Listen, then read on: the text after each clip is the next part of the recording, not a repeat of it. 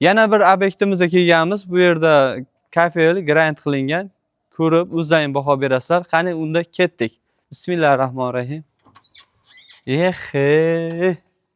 Ko'rishlari mumkin. Juda ham chiroyli chiqqan. Uyda travertin nimalarga zo'r tushgan. Oq bilan so'killardan ko'rishlari mumkin. Charxlovga ham e'tibor berasizlar. Juda ham sifatli charxlashgan. Ustakalarimiz ishiga gap bo'lishi mumkin emas. Juda ham chiroyli qilishdi. Chunki eski holatini ko'rganman. Eski holatidan o'zgarish juda ham katta. Ehe. Mana so'killarda ko'rib odamni ishq ketadi.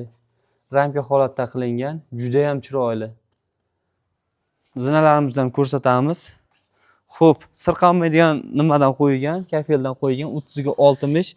Mana qirq burchaklarni ham oyog'i ilmaslikka avanni qilib charxlashib qo'ygan. Ko'rishlari mumkin. Umuman sirqanmaydi. Ko'pchilik shuni so'rashadi. Sirqanmaydigan kafel vasmi deshadi. Yo'q, sirqanmaydigan variantidan.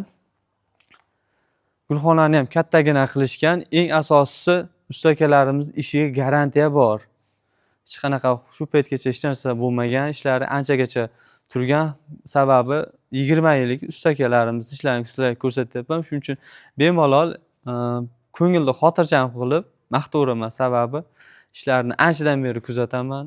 Anchadan beri bu akalarimizni bilamiz, bitta joydamiz. Kimga shunaqa ustakalarimizni xizmat kerak bo'lsa, pastda nomer qoldiryapman. Kafel, granit kerak bo'lsa, unga ham alohida nomer qoldiryapman. Bemalol aloqaga chiqaverasizlar. Bizni kuzatishda davom eting. Bundan-da yangi obyektlarimizni ko'rsatishda davom etaman.